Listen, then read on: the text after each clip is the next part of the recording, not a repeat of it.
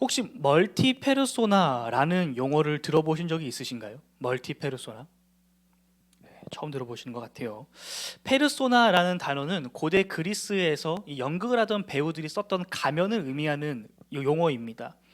이 하나의 가면이 하나의 역할, 하나의 정체성을 가지고 있는 것이죠. 그런데 이 하나의 가면이 멀티라는 것은 여러 개의 가면을 가지고 있다. 여러 개의 역할과 여러 개의 정체성을 가지고 있다라는 어떻게 보면 새롭게 생긴 신조어입니다.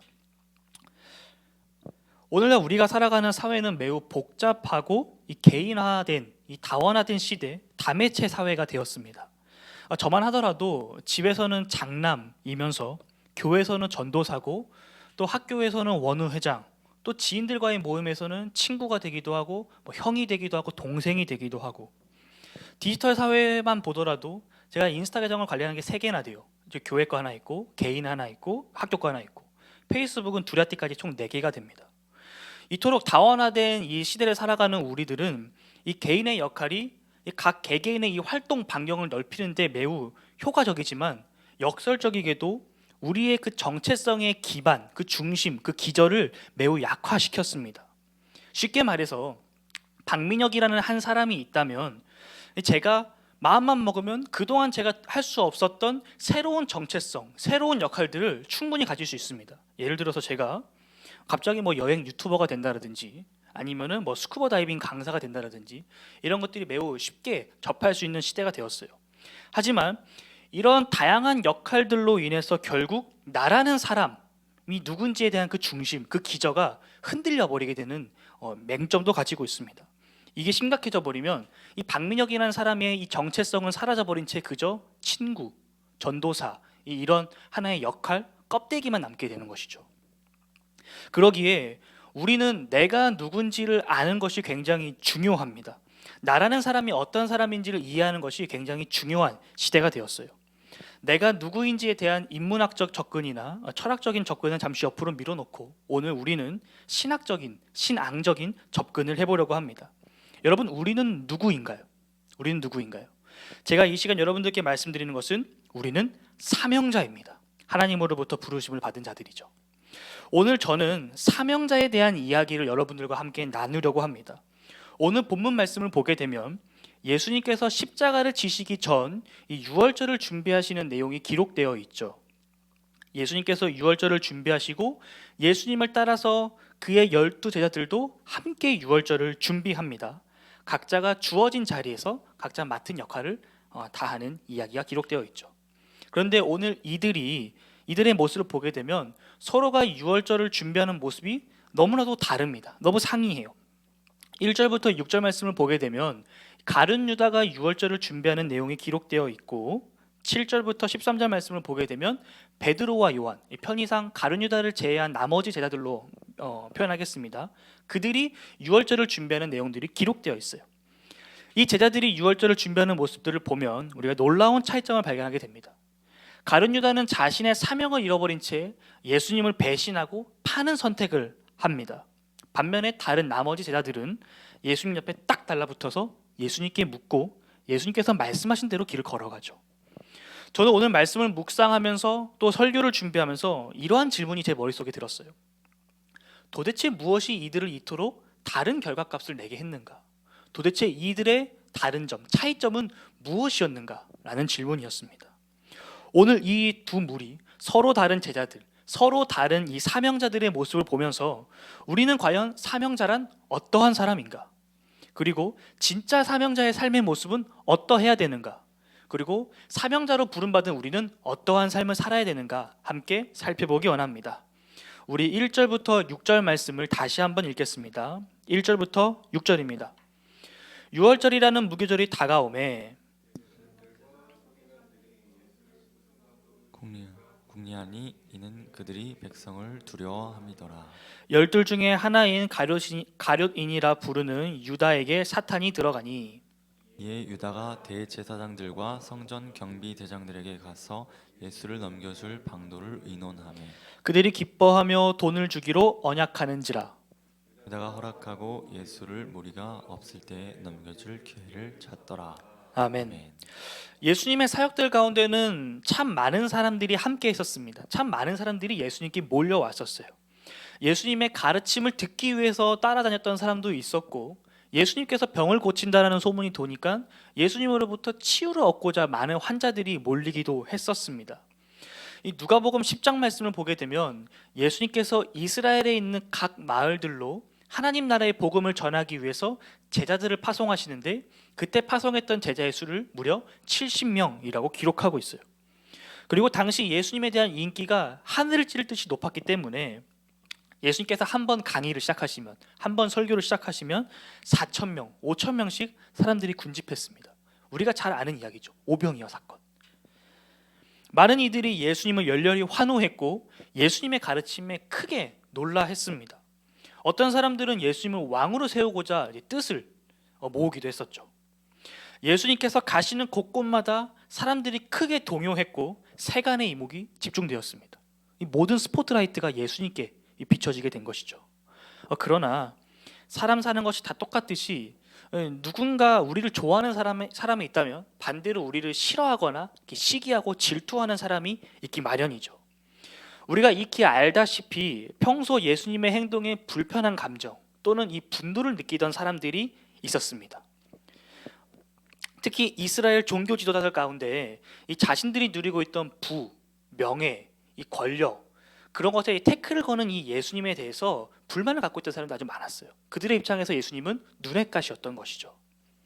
그들은 이런 생각을 했습니다. 어떻게 하면 저 예수란 사람을 막을 수 있을까? 어떻게 하면 그를 따르는 사람들을 흩어버릴 수 있을까? 이런 고민을 하고 있었는데, 그런 그들에게 그 고민과 계획을 앞당기고 훨씬 더 과격하고 잔인한 방법으로 변하도록 만든 기폭제와 같은 사건이 발생하게 됩니다. 그것은 바로 성전 정화 사건이죠. 예수님께서 3년의 공생애를 마치시고 우리의 모든 죄를 대신 짊어지시고 십자가를 향해서 예루살렘에 입성하셨습니다. 이윽고 예수님께서 가장 먼저 하신 것은 성전을 방문하셨죠.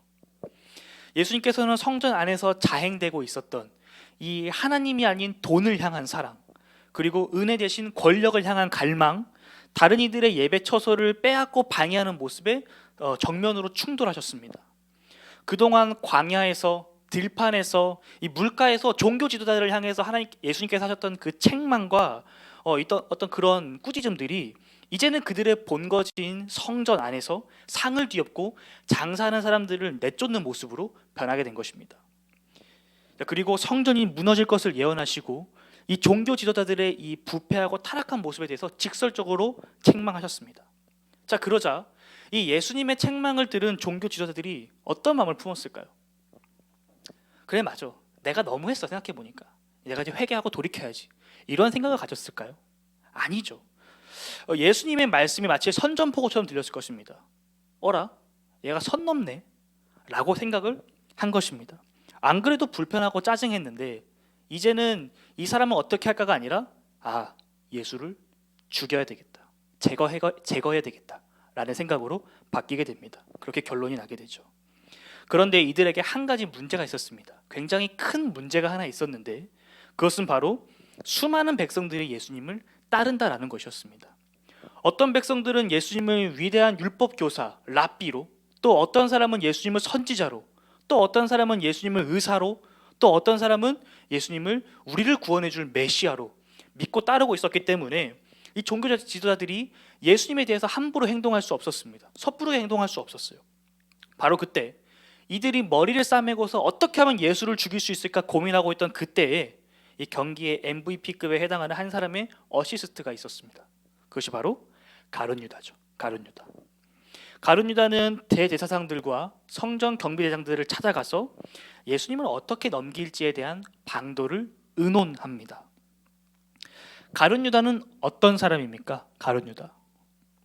가룟 유다가 예수님을 팔았다라는 이야기를 조금 옆으로 빼놓고 우리가 다시 한번 가룟 유다를 재조명해 봅시다. 가룟 유다 어떤 사람입니까? 가룟 유다는 예수님의 제자였어요. 베드로, 야고보, 요한과 같은 예수님의 제자였습니다. 자기의 소유물을 전부 버리고 예수님을 전적으로 따랐던 사람이었습니다. 사명자였던 거죠. 그런데 도대체 왜 그는 자신의 사명을 모두 다 잃어버리고 저버리고 이와 같은 엄청난 실수, 엄청난 잘못된 길을 선택하게 된 것일까요? 잠시 저희의 이야기를 좀 나누려고 합니다. 중학교 3학년으로 올라가는 겨울방학 때 저는 주의 길을 걷겠다고 서원했었습니다. 그리고 고등학교 1학년 때 하나님을 처음으로 인격적으로 경험을 했습니다. 그리고 고등학교 3학년 때 다시 한번 주의 길을 걷겠다고 결단을 하고 성결대학교 신학대학에 입학을 했습니다. 그리고 어느덧 지금은 신학대학원 졸업반이 되었습니다.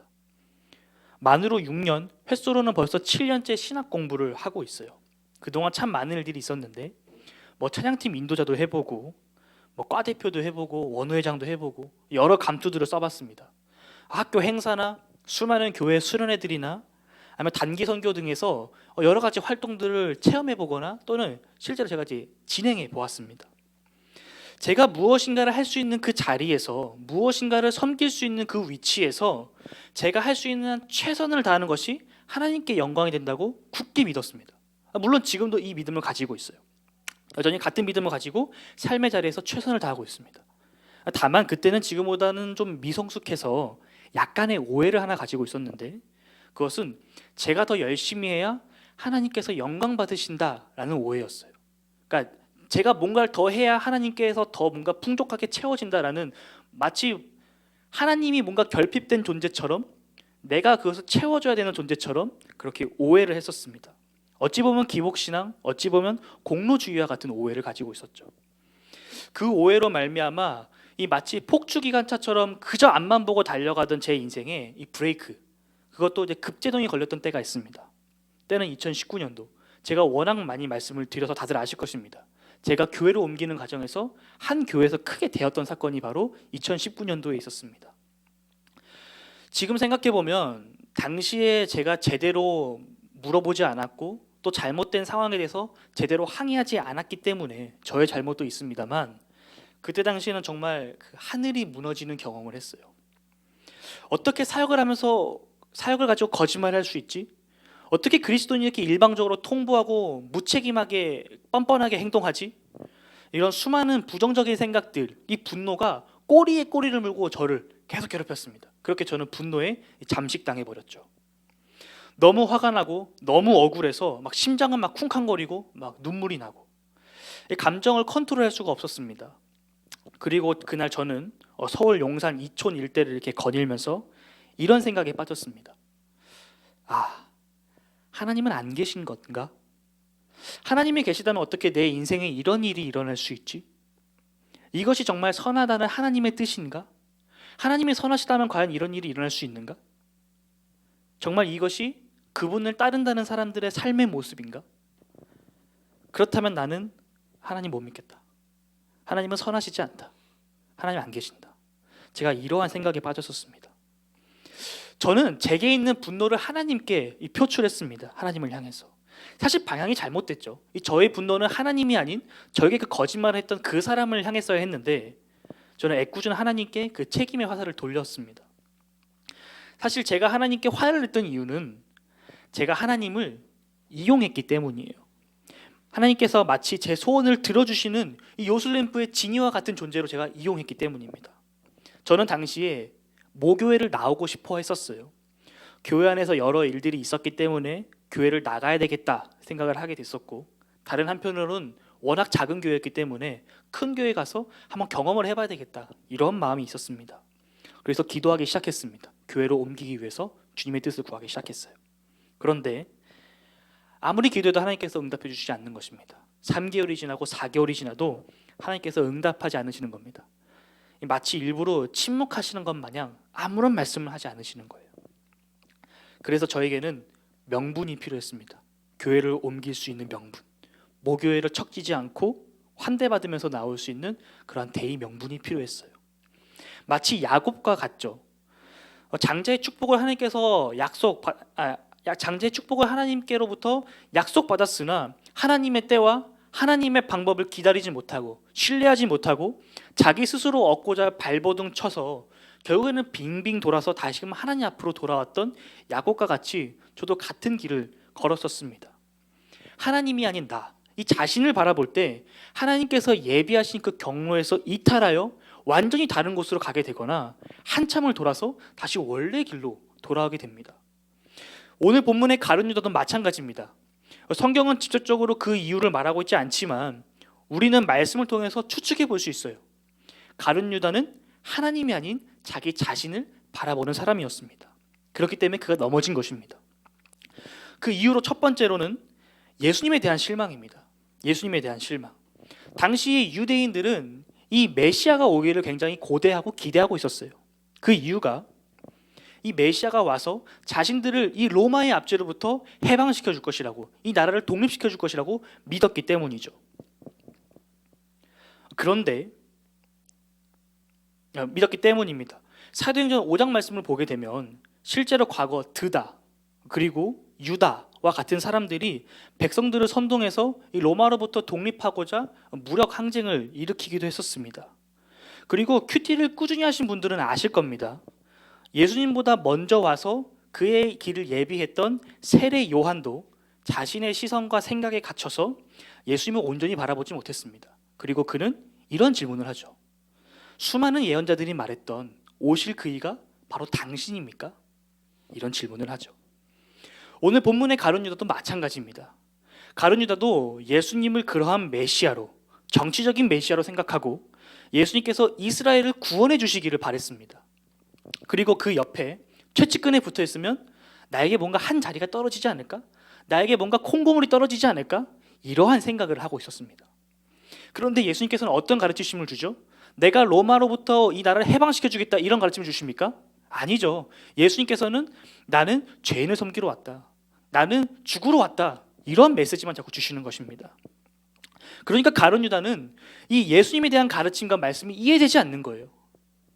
그는 곧이어 예수님에 대해서 실망하고 등을 돌려버리게 되죠. 두 번째로는 돈에 대한 탐심입니다. 돈에 대한 탐심. 요한복음 말씀을 보게 되면 가룟 유다는 예수님 공동체에서 돈괴를 맡은 자라고 기록되어 있습니다.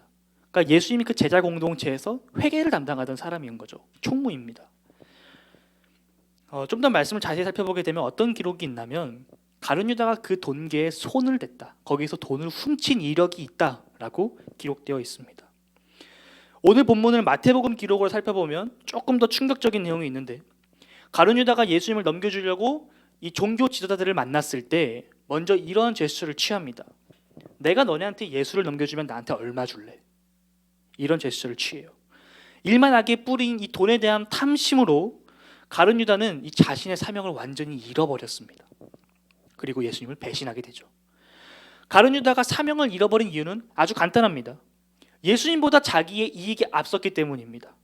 예수님보다 나를 더 사랑했기 때문입니다.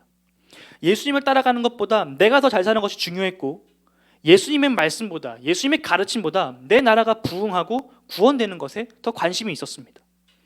예수님의 그 생명보다 돈을 더 사랑했고, 예수님이 아닌 자기 자신을 바라봤기 때문에 그는 사명을 잃어버리게 된 것입니다. 사람이 하나님이 아닌 자기 자신을 바라볼 때 그 순간적으로 획가닥 넘어가 버립니다. 말 그대로 정말 그 찰나의 순간에 그냥 확 넘어가 버려요. 풍랑이 일던 밤, 예수님을 바라봤던 베드로는 물 위를 걷는 놀라운 기적을 경험합니다. 그러나 찰나의 순간에 예수님이 아닌 물을 바라봤던 베드로는 그만 빠지고 말죠. 베드로가 바라봤던 것은 단순히 물이 아니었어요. 베드로가 바라봤던 것은 예수님이 없는 물이었습니다. 베드로가 예수님을 바라보면서 배 밖으로 한 걸음 내디딜 때 과연 그에게 물이 보이지 않았을까요? 아니요, 그는 분명 그 물을 봤을 것입니다. 그리고 매섭게 부는 바람도 그는 분명 느꼈습니다. 만약에 우리가 길을 걷는다고 한번 생각을 해보십시오. 우리가 보도블록을 걸으면서 길을 걸을 때 옆에 지나가는 사람들과 차가 안 보이는 것이 아니잖아요. 다 보이지만 우리가 보도블록에 집중하고 있기 때문에 보도블록이 보이는 거잖아요. 마찬가지로 베드로도 마찬가지로 예수님을 바라볼 때 그 옆에 매섭게 부는 물이 있더라도, 매섭게 부는 바람이 있더라도 그는 예수님을 보고 나아갔지만, 그의 시선에서 예수님이 사라지자, 그의 시선에서 예수님이 없어지자 그는 그 물 가운데 빠지게 된 것입니다. 성도 여러분, 우리가 가룟 유다를 예수님을 판 나쁜 놈, 믿음을 저버린 사람, 실패자 등으로 생각하지만 사실 그는 누구보다도 예수님을 사랑했던 사람이고 예수님을 위해 기꺼이 자신의 삶을 내던졌던 사람이었습니다. 그런 그가 넘어지게 된 것은 예수님을 놓쳐버렸기 때문이에요. 어린아이가 부모의 손을 놓치면 길을 잃어버리는 것처럼 우리가 예수님을 놓치게 되면 길을 잃어버리게 됩니다. 우리의 눈과 귀를 항상 주님께 맞추고 오직 주님 손 붙잡아 나아가는 우리 복음 안의 세교의 모든 성도님들 되시기를 바랍니다. 아멘. 지금까지 사명을 저버린 가룟 유다에 대해 살펴봤으니까 이번에는 반대로 사명을 붙잡았던 제자들에 대해서 살펴봅시다. 우리 7절에서 13절 말씀을 함께 읽겠습니다. 유월절 양을 잡을 무교절 날이 이른지라.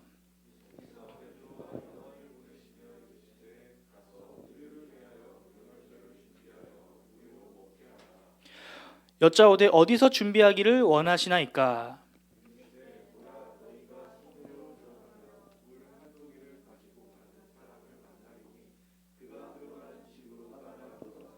그 집 주인에게 이르되 선생님이 내게 하는 말씀이 내가 내 제자들과 함께 유월절을 먹을 객실이 어디 있느냐 하시더라 하라.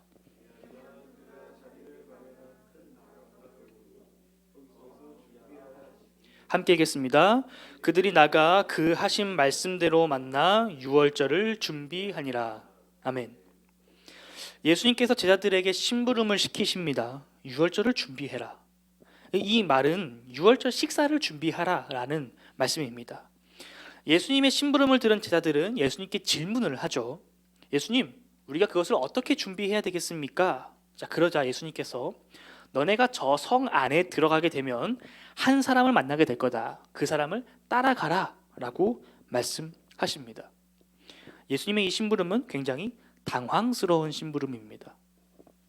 이게 얼마나 불확실하고 불명확한 심부름입니까?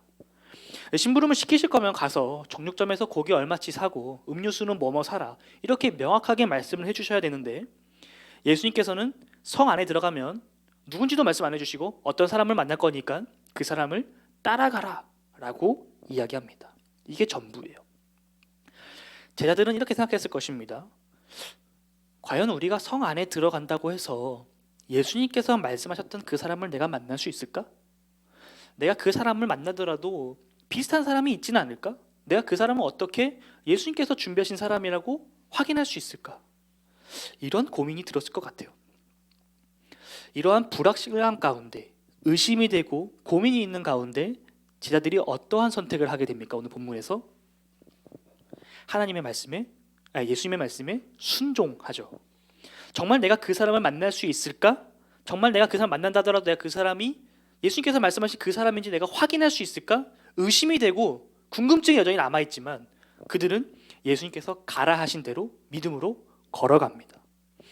여러분, 우리가 삶을 살다 보면 신앙생활을 하다 보면 나의 뜻과 하나님의 뜻이 충돌할 때가 있습니다. 서로 맞지 않아서 또는 하나님의 뜻이 보이지 않아서 의심이 들 때가 있어요. 이럴 때 우리는 과연 어떠한 자세를 취해야 될까요? 오늘 말씀은 바로 이 지점에서 우리가 취해야 될 자세, 태도가 무엇인지 대해서 말씀해 줍니다. 바로 이 지점에서 가룟 유다와 나머지 자들이 나눠집니다. 가룟 유다는 이 지점에서 예수님이 아닌 자기 자신을 바라봤습니다. 자기 자신을 선택했어요. 가룟 유다는 자기만의 생각에 갇혀 있는 사람이었습니다. 자기만의 신앙에 갇혀 있는 사람이었어요.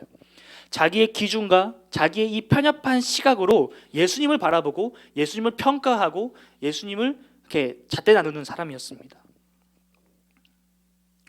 예수님께서 최후의 만찬 때 가룟 유다에게 빵을 주시면서 이러한 사인을 주십니다. 너 지금 그러면 안 돼. 빨리 내 사인을 파악해. 빨리 캐치하렴. 사인을 주십니다. 그러면 안 된다고. 그리고 가룟 유다가 예수님을 넘기기 직전까지 계속해서 사인을 주시죠. 하지만 가룟 유다는 끝끝내 그 예수님의 사인을 발견하지 못합니다. 반대로 베드로와 요한, 이 가룟 유다를 제외한 나머지 제자들은 어떻습니까? 그들은 예수님을 바라봅니다. 예수님을 향해 나아가요. 그리고 예수님께 질문을 합니다. 예수님, 우리가 어떻게 해야 됩니까? 예수님께서 말씀하신 그것에 우리가 어떻게 해야 됩니까? 라고 질문을 합니다. 예수님 도와주세요. 우리에게 그 방법을 알려주세요. 여러분, 예수님을 따르는 사람은 나를 바라보는 것이 아니라 예수님을 바라보는 사람입니다. 나의 뜻을 내려놓고 하나님의 뜻을 구하는 사람, 하나님의 뜻대로 살아가는 사람을 말합니다. 내 생각으로 이해되지 않고 하나님의 말씀이 믿어지지 않는다 할지라도 그럼에도 불구하고 하나님께서 말씀하시면 예 알겠습니다 하고 나아가는 사람을 바로 우리는 예수님을 따르는 사람, 사명자라고 말합니다. 이것이 굉장히 중요한 포인트입니다.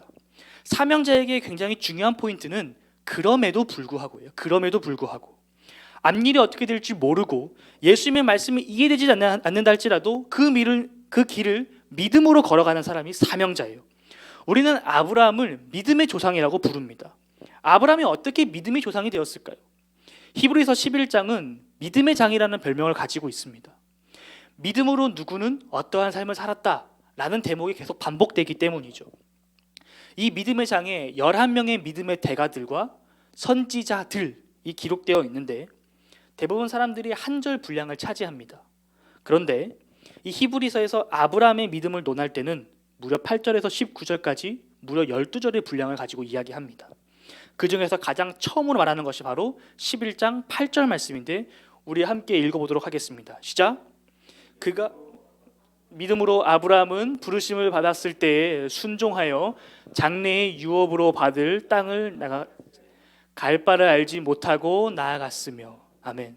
그가 부르심을 받았을 때에 나아가야 할 곳, 그 땅이 어딘지 알지 못했으나 그가 믿음과 순종으로 나아갔다라고 이야기합니다. 그러기에 그가 믿음의 조상이 되었다라고 이야기합니다. 잘 아는 길, 잘 정돈된 길, 잘 다듬어진 길을 걸어가는 것을 보고 우리가 믿음이 있다, 용기 있다, 담대하다라고 말하지 않습니다. 한치 앞이 보이지 않는 길, 모두가 소망이 없고 가망이 없다고 말하는 그 길, 당대 최고의 도시를 떠나 뭐가 있을지 알지 못하는 곳으로 나아가는 것은 자살행위나 다름없기 때문에 모두가 만류함에도 불구하고 주님 말씀 붙잡고 묵묵히 걸어가는 그 사람에게 우리는 믿음이 있다라고 이야기합니다. 그러기에 사명자에게 중요한 키워드가 그럼에도 불구하고인 것입니다. 여러분, 길이요 진리요 생명이신 예수님을 따라 걷는 그 길은 결코 쉬운 길이 아닙니다. 우리가 이미 충분히 삶 속에서 경험하고 있습니다. 그 삶이 얼마나 어려운지, 이 세상에서 사명자로서 살아간다는 것이 얼마나 부담되고 무거운지 우리 이미는 알고 있어요. 예수님을 따르는 삶은 가끔은 내가 원치 않는 일을 해야 될 수도 있고 가끔은 내가 원하는 일을 포기해야 될 때도 찾아옵니다. 마치 아브라함처럼요. 아브라함은 뭐 떠나고 싶어서 떠났겠습니까? 주님께서 말씀하시니까 떠난 거죠. 제가 고등학생 때 큐티를 처음 시작했을 때 얼마나 하기 싫었는지 모릅니다. 교회 선생님께서 같이 하자고 하셔서 시작은 했으나 너무 하기가 싫었어요. 교회 선생님과 함께 결단하면서 1년치를 구독을 했는데 실제로 제가 큐티를 한 일수는 1년 365일 중에 5일도 채 되지 않았습니다. 제가 이 설교를 준비하면서 그 책을 한번 펴봤는데 아주 깨끗해요. 새 책이나 다름이 없습니다. 그리고 무신론자였던 고등학생 시절 담임 선생님들과 또 친구들에 의해서 많은 조롱과 멸시를 받았고 이 무신론의 대가죠. 리처드 도킨슨의 책들을 독파했던, 그러면서 나름의 공부를 하셨던 삼촌으로부터 이 맹렬한 공격을 받곤 했었습니다. 그러고 나면 이 몸과 마음이 피폐해져요. 피곤한 걸 넘어서 피폐해져 버립니다. 예수를 믿는다는 이유 하나 때문에 제 인생에 이러한 수많은 장애물들이 생겨났었어요.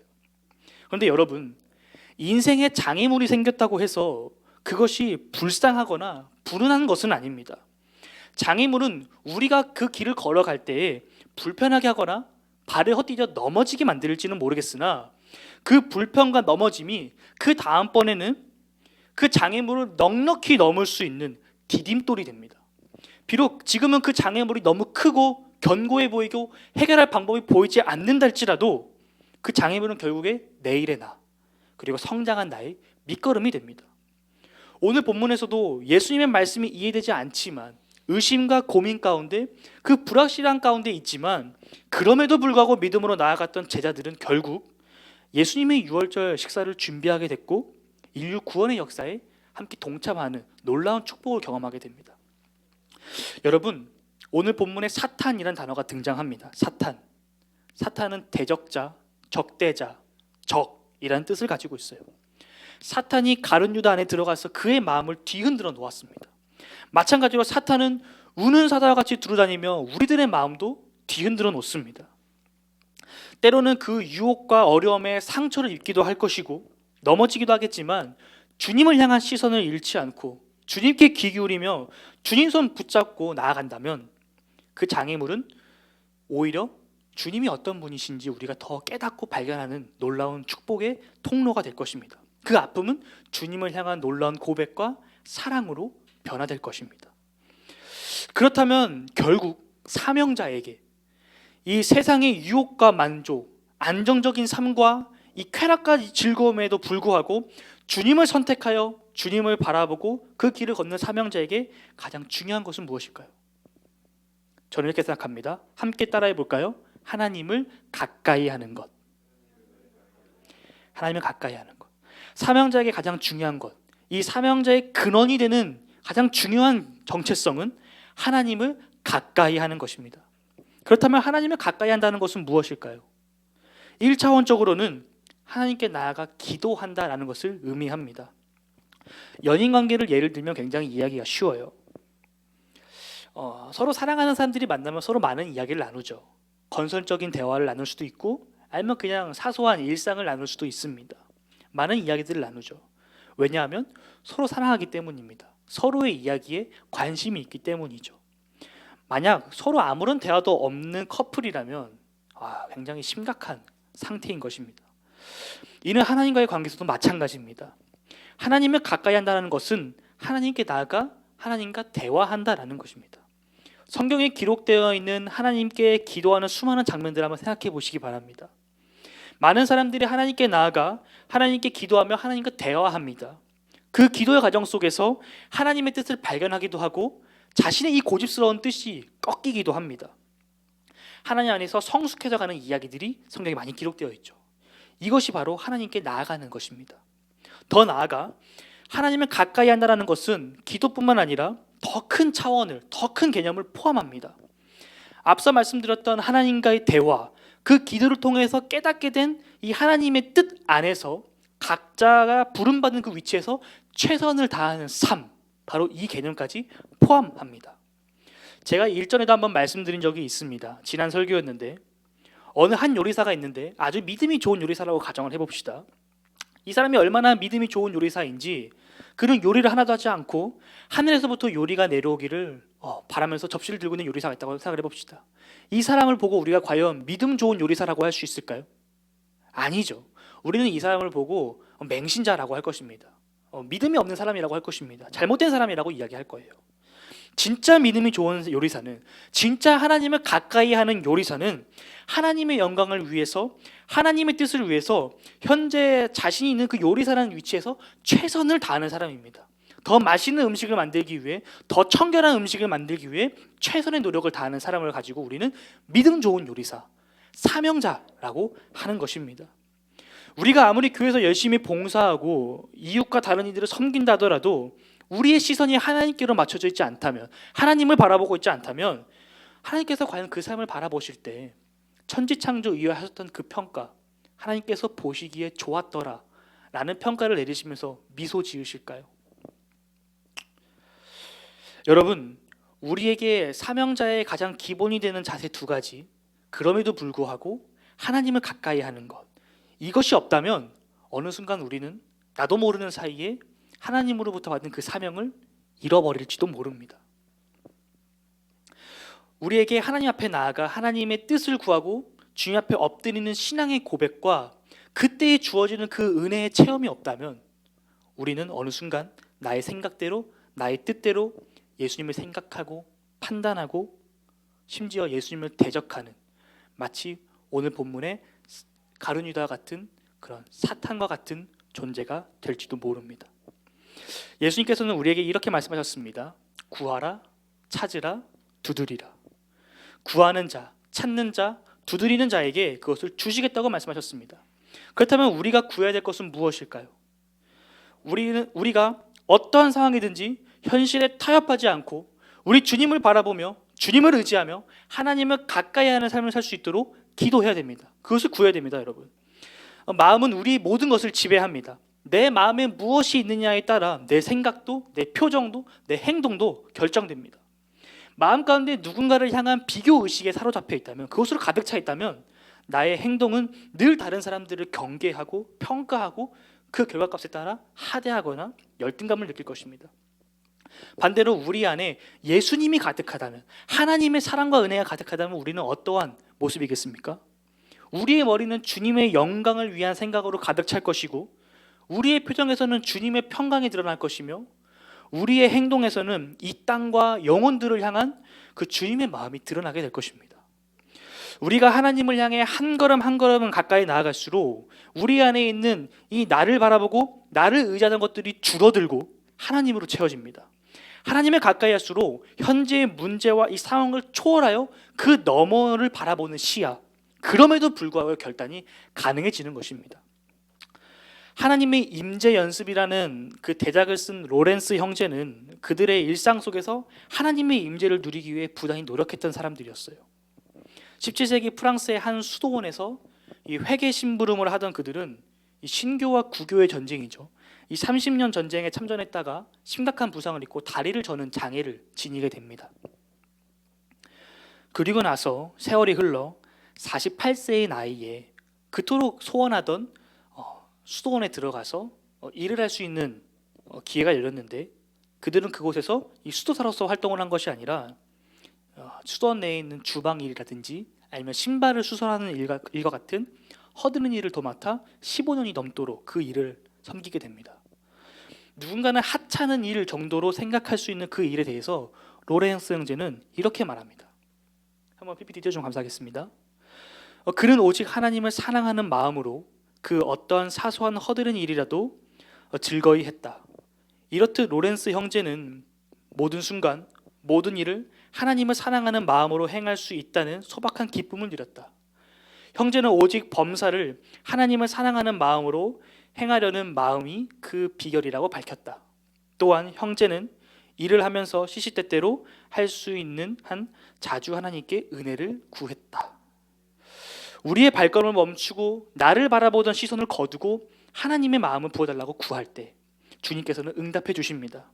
장애물을 맞닥뜨리는 순간 내가 아닌, 세상이 아닌 하나님을 향해 나아가는 믿음의 결단과 승리가 여러분 모두의 삶 속에 매일매일 이루어지기를 우리 주님의 이름으로 축복합니다.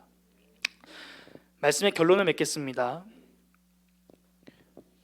오늘 우리는 가룟 유다와 나머지 제자들의 이 모습을 통해서 진정한 사명자의 모습이 무엇인지, 그리고 이 사명자에게 가장 중요한 것이 무엇인지에 대해서 살펴보았습니다.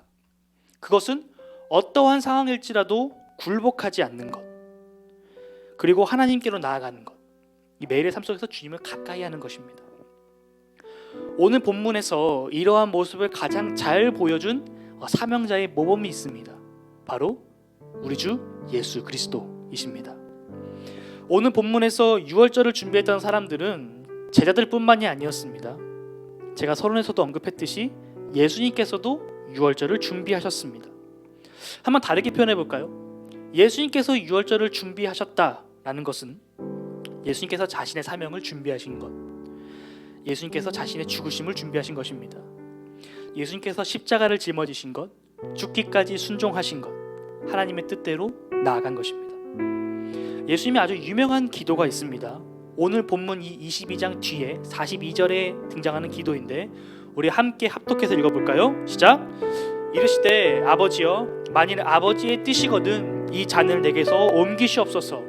그러나 내 원대로 마시옵고 아버지의 원대로 되기를 원하나이다. 아멘. 예수님께서 자신의 뜻을 내려놓고 하나님의 뜻대로 길을 걸어가셨습니다. 십자가의 길을 그렇게 걸어가셨습니다. 여러분, 예수님께서 크고 작은 사역 가운데 날마다 시간을 구별하여서 하나님께 묻고 하나님 앞에 엎드리는 시간을 가지셨습니다. 이것이 예수님 사역의 원동력이 되었습니다. 예수님께서 사명을 잃어버리지 않고 끝까지 감당할 수 있었던 것은 예수님께서 십자가에서 다 이루었다 라고 고백하고 선포할 수 있었던 것은 예수님께서 날마다 하나님 앞에 무릎 꿇고 하나님의 뜻을 구하며 하나님의 말씀과 그분의 뜻 가운데 자신의 삶을 조정하셨기 때문입니다. 인간의 모습으로 오신 예수님께서 인간의 연약함을 이길 수 있는 방법으로, 그럼에도 불구하고 믿음으로 그 길을 걸어갈 수 있는 방법으로 제시하신 것이 바로 하나님을 가까이 하는 것이었습니다. 성도 여러분, 매일의 삶이 예수님을 닮아 날마다 하나님 앞으로 나아가는 삶, 상황과 문제 앞에 굴복하지 않고 그럼에도 불구하고 믿음으로 담대하게 걸어가는 삶, 하나님께서 주신 사명을 묵묵히 감당하는 삶이 되시기를 소망합니다. 시편 73편 28절 하나님께 가까이함이 내게 복이라 라는 고백이 우리 모두의 고백이 되기를 주님의 이름으로 축복합니다. 아멘. 이 시간 함께 기도하며 나아갑시다.